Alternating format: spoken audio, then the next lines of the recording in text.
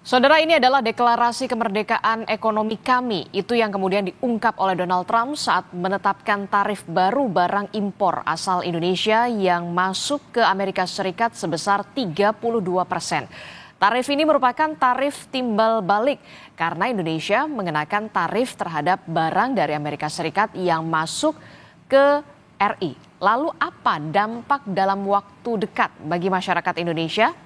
Apakah benar inflasi, PHK massal, lalu apakah harga-harga barang pokok juga akan naik? Mari kita akan ulas bersama dengan narasumber. Sudah ada bergabung bersama kami melalui sambungan daring Direktur Ekonomi Digital Selyos, Mas Nailul Huda. Selamat pagi, Assalamualaikum Mas Nailul. Waalaikumsalam warahmatullahi wabarakatuh. Pagi juga Mbak. Ya, Ya, kemudian juga ada anggota Komisi 11 DPR dari fraksi PKS, sudah ada Muhammad Khalid. Selamat pagi, Mas Khalid. Selamat pagi, Assalamualaikum semuanya. Ya, ini kita dikejutkan ya dengan pengumuman kemarin 2 April 2025 yang dilakukan oleh Presiden Donald Trump soal penetapan tarif begitu ya.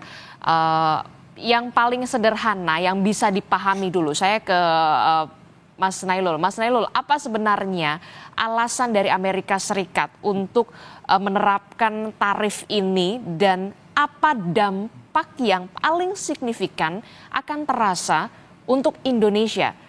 Dijelaskan pemahamannya secara sederhana agar kita kaum awam ini bisa mencerna, oh ya, dampaknya seperti ini. Seperti apa, Mas Nailul? ya, yang pertama alasannya ya, kalau kita lihat kemarin pidatonya Trump itu menjelaskan mengenai security, national security yang pasti tujuannya adalah untuk melindungi kepentingan nasional dalam hal ini industri di US. Memang kalau kita lihat dari semenjak dia kampanye, ini adalah kampanye American First dan sebagainya, melindungi industri dalam itu dan sebagainya. Makanya kalau kita lihat kemarin pidatonya itu menyebutkan national security.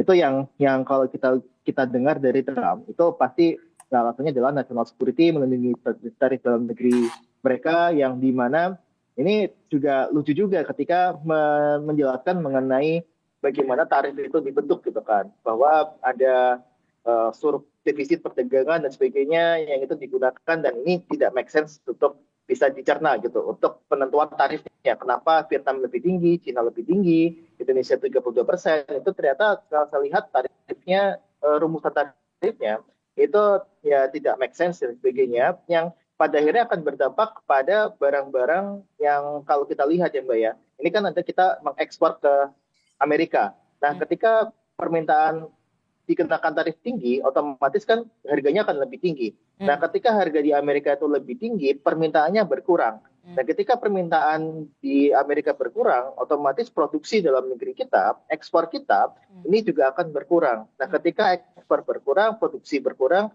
otomatis bahayanya adalah di PHK yang ada di industri padat karya di Indonesia. Makanya ini yang selalu kita sampaikan, dampaknya bisa juga menimbulkan PHK yang jumlahnya bisa banyak karena Amerika sendiri merupakan mitra dagang utama Indonesia, salah satu mitra dagang utama di Indonesia, dan kita selalu surplus di sana. Dan ketika ekspornya menurun, ini akan berbahaya kepada industri nasional, dan industri nasional turun, ini akan berbahaya pada tenaga kerja kita. Oke, sektor apa yang paling pertama terkena dampak dari tarif yang diberlakukan oleh Amerika Serikat ini? Eh, Sektor apa yang kemudian nanti akan beresiko sekali kita berdampak terhadap PHK massal ini, dan bagaimana kemudian bisa Indonesia mengantisipasi ini? Ya, yang pertama adalah dari sektor tekstil. Bagaimanapun juga, Amerika Tekstil. memang ya tekstil menjadi salah satu yang paling mitra dagang utamanya ke Amerika. Nah, kedua adalah ada electronical sama kemudian motor motor vehicle equipment atau peralatan untuk kendaraan bermotor. Nah, ini Otomotif. semuanya otomotif ya, otomotif dan sebagainya itu ini pasti akan terdampak pertama kali. Karena apa? Karena kalau kita lihat ya untuk share di ekspor Indonesia ke Amerika itu cukup besar selain adanya palm oil dan sebagainya. Tapi kalau palm oil kan pasti kan dia nggak terlalu padat karya. Tapi kalau otomotif, kemudian ada mercenary equipment atau peralatan mesin, kemudian tekstil dan sebagainya, itu akan terdampak secara langsung. Nah, ini yang kita khawatirkan mereka akan mengalami penurunan permintaan dan produksi dari sektor-sektor tersebut akan turun. Nah, ini yang kita khawatirkan. Nah, yang kedua adalah kita khawatirkan juga adalah banyaknya barang-barang yang masuk ke Indonesia dari mana? Dari negara-negara yang diberikan tarif lebih tinggi oleh Amerika. Misalkan Vietnam. Vietnam itu diberikan tarif yang lebih tinggi, 46% atau 44% gitu untuk ekspor Vietnam ke Amerika. Nah, barang-barang ini mau kemana gitu kan? Nah, bisa jadi barang-barang ini ke Indonesia, begitu juga dengan China yang diberikan tarif yang lebih tinggi. Nah, ini yang nggak kita inginkan sebenarnya, bahwa ini masalah ini bisa menimbulkan multiplier effect yang lebih tinggi lagi, dan saya rasa kebijakan Trump ini bisa membawa resesi kepada Amerika, resesi kepada global, dan juga resesi kepada Indonesia itu sendiri. Oke, kalau tadi kita sudah melihat penjelasan yang bisa dipahami begitu ya secara sederhana, lalu bagaimana respons, bagaimana juga DPR merespons soal ini? Apa yang bisa dilakukan oleh pemerintah dan juga mungkin DPR, karena kita tahu Indonesia lewat siaran pers Kementerian Luar Negeri akan mengirimkan delegasinya ke Amerika Serikat untuk melakukan negosiasi. Nah, apa yang kemudian dititipkan oleh DPR, Mas Solid? Ya, ini tadi disampaikan oleh Saudara Nurul Huda, dampak dari perang dagang yang dilakukan oleh Amerika Serikat ini langsung berdampak kepada sektor real, yaitu sektor perdagangan, khususnya manufaktur padat karya. Betul. Ini sangat-sangat mengkhawatirkan. Jadi perlu respon yang tepat, proporsional, dan presisi di sini. Sehingga karena ini langsung berdampak kepada sektor real. Tadi sampaikan ada sektor tekstil, garment, kemudian otomotif, elektronik, yang mana itu adalah sektor yang menyerap banyak lapangan tenaga kerja. Kita tahu bahwa ekspor Indonesia kepada Amerika Serikat itu salah satu tujuan utama karena nilainya sangat besar sekali. Saya mencatat di sini ada sekitar 26 miliar US dollar ekspor kita ke Amerika Serikat. Kita surplus lebih dari 16 miliar US dollar. Itu angka yang sangat besar, itu setara dengan sekitar hampir 10% total ekspor nasional kita. Jadi bukan hanya berdampak di sektor keuangan, nilai tukar, IHSG, ini benar-benar berdampak kepada hajat hidup masyarakat kita. Kalau betul nanti berdampak penurunan ekspor secara signifikan, maka itu akan berdampak kepada lapangan kerja. Oleh karena itu kami di DPR ya sangat mendukung upaya-upaya yang strategis untuk melakukan diplomasi perdagangan atau diplomasi ekonomi kepada Amerika Serikat. Baik dilakukan secara bilateral maupun multilateral atau secara regional. Karena yang terdampak dari perang dagang ini bukan hanya Indonesia, tapi banyak negara. Jadi kita bisa melakukan kolektif diplomasi dengan negara-negara yang terdampak juga. Karena kalau kita melihat ada beberapa negara yang melakukan aksi balasan. Tentu tidak kita inginkan ketika ada perang dagang ini, ada aksi balasan, itu akan membuat ekonomi global semakin suram jika terjadi aksi retaliasi di banyak negara. Nah, kami menyarankan Indonesia tidak melakukan retaliasi, tapi melakukan diplomasi ekonomi untuk menegosiasikan ulang. Kalau kita lihat ya bagaimana karakter kepemimpinan Presiden Amerika Serikat, Donald Trump, dia adalah seorang pebisnis, pengusaha, maka dia suka dengan melakukan negosiasi.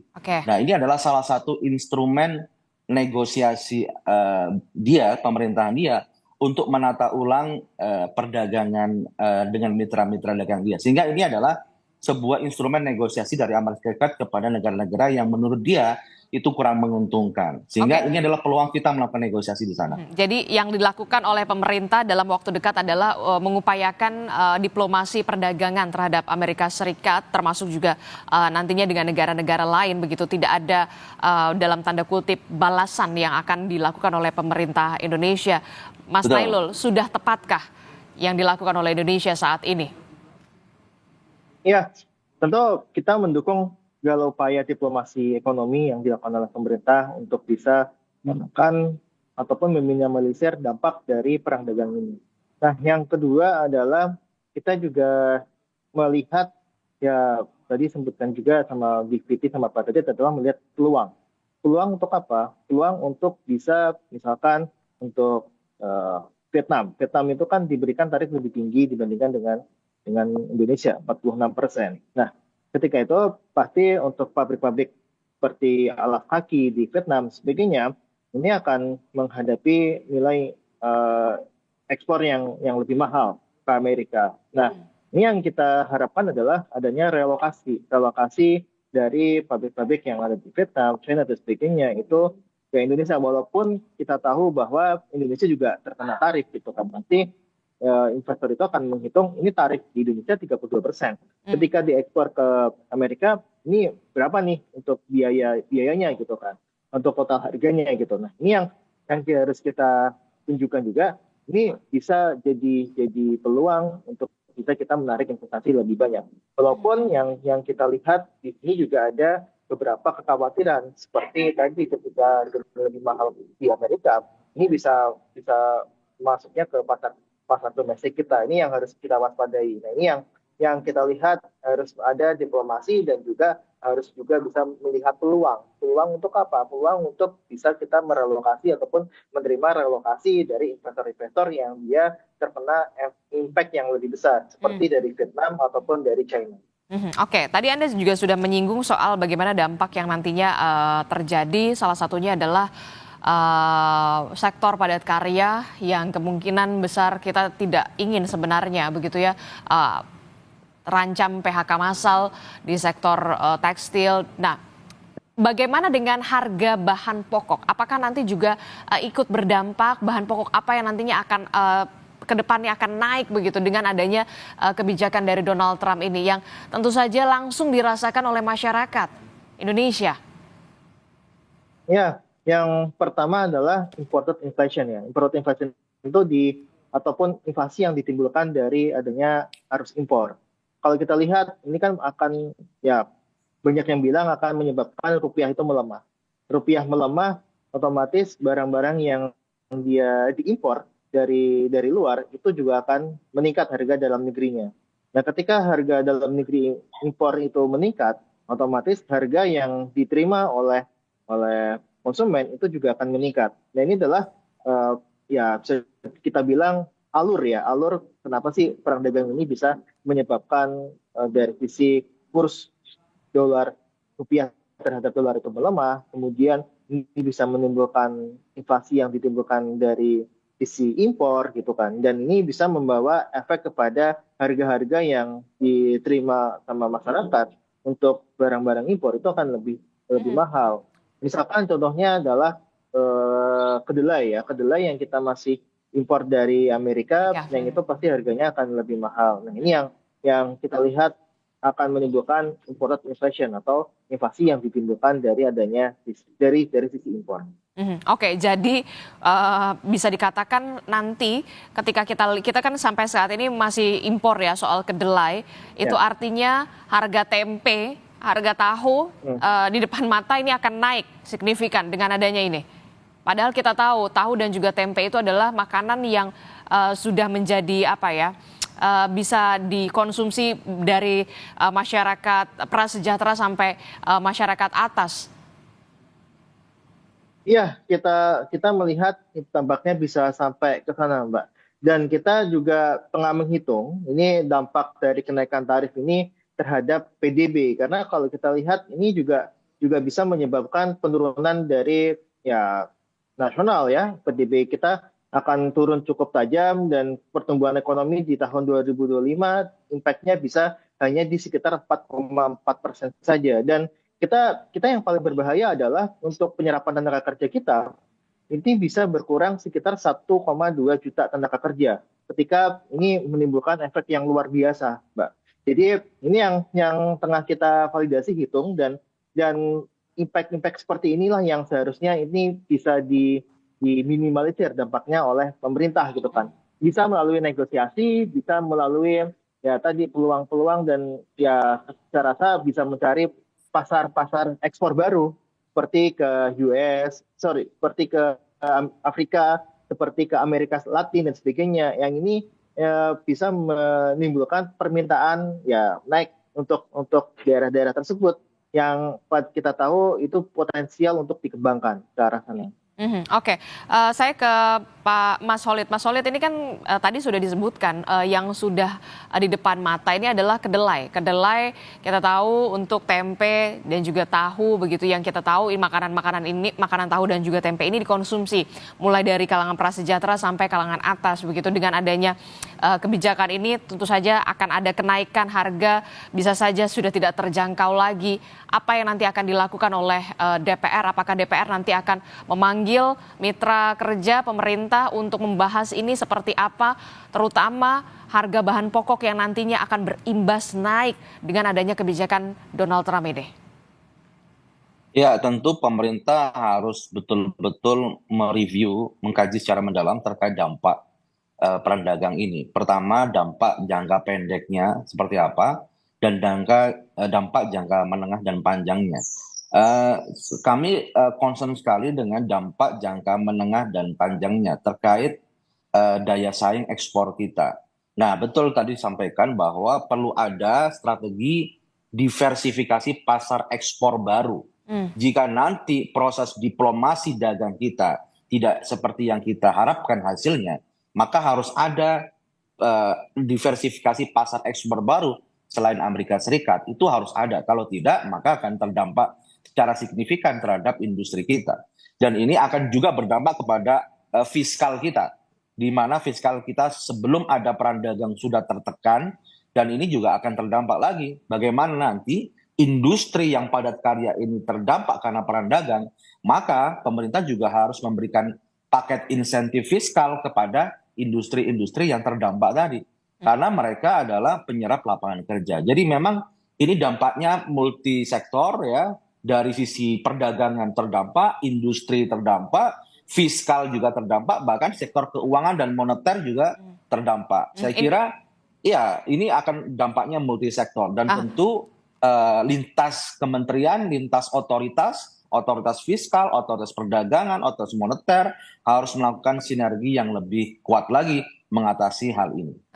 Dalam waktu dekat, apakah DPR akan mengajak mitra kerja Anda untuk kemudian membahas ini, duduk secara bersama-sama bagaimana ini ke depannya? Ya, jadi nanti di DPR untuk perdagangan nanti di Komisi 6, untuk sektor keuangan dan makroekonomi nanti kami di Komisi 11 akan segera meminta pandangan dan antisipasi dari pemerintah. Oke. Mas Nailul, apa yang bisa dilakukan sebenarnya dari negara-negara ASEAN dalam skup terkecil saja, negara-negara ASEAN, Asia, bahkan kemudian Uni Eropa untuk bisa bersatu, atau semacam upaya apa yang bisa dilakukan sebenarnya untuk menghadapi ini semua? Mas Nailul?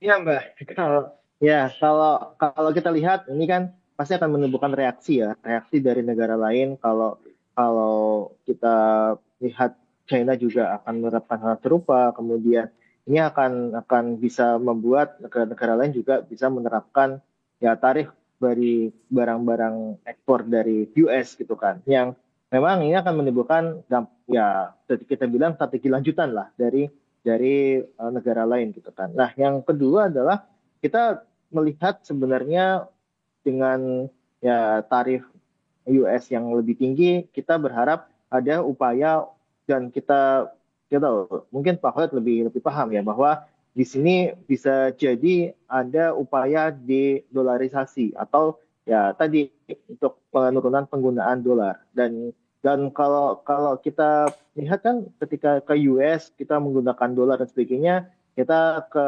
China ini bisa jadi tidak menggunakan dolar lagi, tapi mungkin menggunakan euro dan sebagainya. Yang ini bisa dimulai dari negara-negara yang dia berserikat. Misalkan ada BRICS dan sebagainya. Kita sudah masuk BRICS. Terus kemudian ada Uni Eropa yang sudah menggunakan euro. Nah, ini bisa menjadi salah satu peluang sebenarnya bagi negara lain untuk merespon apa yang dilakukan oleh Amerika dengan tarif impornya. Nah, ini yang kita lihat harusnya ada satu upaya dari negara-negara lain untuk bisa meminimalisir dampaknya Atau kita ya udah nggak usah kirim ke US, kita kirim ke negara-negara BRICS. Misalkan tadi yang saya sebutkan ke Afrika Selatan atau ke Amerika Latin atau ke Timur Tengah yang kita mempunyai hubungan yang cukup baik juga. Makanya ini yang harus kita lihat adalah tadi selain negosiasi, diplomasi dan sebagainya, kita juga harus bisa melihat peluang. Peluang untuk apa? Peluang untuk didolarisasi,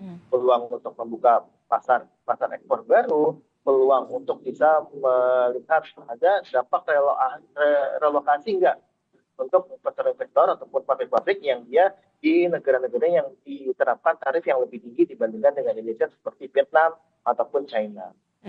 Oke. Terakhir, Mas Nailul, itu tadi kita lihat dari sisi negatifnya saja ya. Sisi negatifnya PHK massal sudah ada di depan mata, kemudian harga bahan pokok, salah satunya adalah kedelai yang kita masih impor, bisa terancam naik juga. Tapi ada tidak sebenarnya sisi positif yang bisa kita ambil dari Trump tadi, dari Amerika Serikat di Indonesia? Mas Nailul. Ya, Mas Nailul, bisa dengar suara saya di studio? Oh, sorry. Tadi kayaknya terputus. Gimana tadi, Mbak?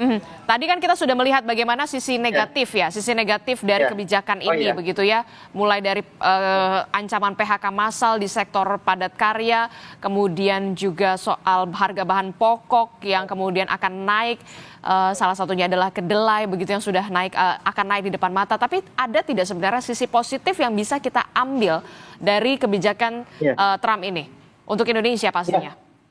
Ya, kita nggak tahu apakah ada sisi positifnya atau tidak, tapi yang jelas adalah ada peluang. Nah, ini peluang ini yang memang harus dimaksimalkan betul oleh Indonesia. Misalkan, kalau tadi kita lihat peluang untuk bisa meng-grab investor-investor atau pabrik-pabrik yang dia bisa jadi merelokasi pabriknya dari negara-negara lain seperti Vietnam, China, dia apakah relokasi ke Indonesia gitu kan? Karena kalau kita lihat awalnya kan ada pabrik alas kaki ya yang dia di China. Kemudian ada perang dagang dengan Amerika, dia relokasi ke Vietnam. Nah, Vietnam ini diterapkan tarif yang lebih tinggi. Apakah ini akan merelokasi lagi untuk pabriknya ke Indonesia misalkan? Nah, ini adalah salah satu peluang gitu kan. Nah, kemudian kalau kita lihat dari sisi peluang lainnya adalah kita bisa membuka pasar ekspor baru selain ke US gitu kan. Misalkan kita bisa ke tadi Afrika Selatan dan sebagainya. Dan juga kita bisa melihat ekspor. Kalau dolar lemah gitu kan, dolar menguat, rupiah melemah, ini kan pasti produk-produk kita akan bisa lebih murah gitu kan di mata internasional. Nah, ketika ini lebih murah, ini harusnya bisa didorong untuk bisa masuk ke negara-negara lain selain Amerika tentu kan. Dan ini yang kita lihat ada peluang di situ. Tapi kalau dampaknya positif, tentu kita nggak melihat dampak itu, tapi kita melihat peluang di situ, Mbak. Jadi kita melihat peluang apakah bisa nih produk-produk Indonesia ini dikirim ke negara lain selain Amerika gitu kan. Ke Afrika Selatan kah atau ke negara BRICS kah, ke MENA kah, itu harus ada bisa mengambil peluang di situ. Nah, ini yang kita lihat dari sisi peluang harusnya bisa dimanfaatkan betul oleh pemerintah. Oke. Terakhir Mas Khalid, apa yang kemudian bisa didorong oleh DPR dalam hal ini adalah Komisi 11 sebelum saya mengatakan sebelum jeritan dalam tanda kutip jeritan warga ini semakin masif begitu, mulai dari ancaman PHK massal, daya beli menurun, sampai kemudian perlambatan ekonomi di kuartal kedua 2025 ini. Ya, tentu masih ada ruang untuk negosiasi melakukan diplomasi perdagangan. Ada satu isu yang belum diangkat oleh Donald Trump, yakni terkait GSP, Generalized System Preference. Ya. Itu adalah keringanan terkait negara berkembang mengenai produk-produk ekspornya. Dan itu bisa menjadi isu yang bisa kita masukkan dalam proses diplomasi dagang kita. Setahu saya itu belum dicabut ya kebijakan itu. Dan ini adalah ada ruang untuk melakukan negosiasi dengan Amerika Serikat. Salah satu juga yang diangkat mengenai non-tarif barrier yang menjadi keberatan Amerika Serikat. Apa kira-kira NTB yang bisa kita negosiasikan? Itu yang pertama. Kemudian yang kedua, memang pemerintah harus betul-betul menyiapkan skema jika diplomasi dagang kita itu stuck, tidak menghasilkan yang kita ekspektasikan. maka skema fiskalnya harus disiapkan, skema moneter keuangannya juga harus disiapkan, kebijakan industri kita juga harus disiapkan. Sehingga segala worst case skenario terburuknya sudah siap dengan kita antisipasi, ya, terutama tadi jika Amerika sudah stuck, maka kita perlu ekspor pasar baru. Itu kan tidak mudah mencari pasar baru. Nah, ini perlu ekstra keras dari pemerintah untuk mempercepat misalnya perjanjian dengan Eropa, dengan BRICS, dengan yang sudah ada RCEP dan sebagainya, itu harus dipercepat perjanjian-perjanjian tersebut, sehingga pasar ekspor baru di luar Amerika Serikat itu bisa kita manfaatkan. Dan tentunya tadi bagaimana kita ketika pasar atau industri yang padat karya itu terdampak, maka harus ada paket insentif fiskal dari pemerintah sehingga meringankan beban dari industri padat karya kita. Oke, harus ada upaya segera yang harus dilakukan oleh pemerintah, skenario-skenario apa yang harus disiapkan, termasuk adalah soal skenario terburuk yang memang harus disiapkan oleh pemerintah pusat dalam hal ini untuk bisa mengantisipasi dampak yang tidak terlalu signifikan yang nantinya akan menerpa Indonesia dari kebijakan Trump ini. Terima kasih Komisi 11 DPR fraksi PKS Mas Muhammad Khalid telah bergabung bersama kami, dan juga ada Mas Nailul Huda dari Selyos. Terima kasih Bapak-bapak. Sehat selalu. Assalamualaikum warahmatullahi wabarakatuh. Waalaikumsalam warahmatullahi wabarakatuh.